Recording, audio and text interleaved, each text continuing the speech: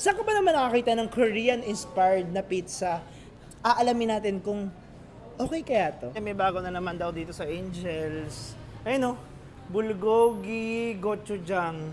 Korean, 410 pesos. Ay, carbonara. Order natin. Pampamilya. Thank you po.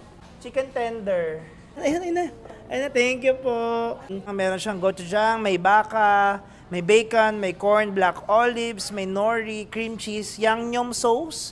Yangnyum sauce. Grabe, at saka meron din siyang onion leeks. Try na natin. Ang dami niyang laman.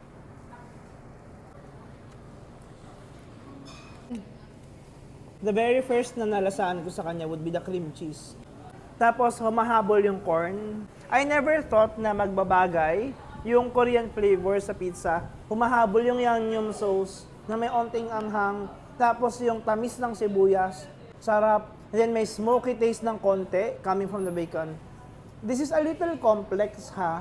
Una, akala mo hindi siya magiging masarap kasi komplikado. Parang paano mo paghahaluin yung American pizza style, tapos lalagay mo yung Korean flavors. But it turns out, pasado, sarap. May onting tamis ng konti. Tapos, lasa mo yung red bean paste. Yung evident na parang fermented na lasa ng mga Korean sauce na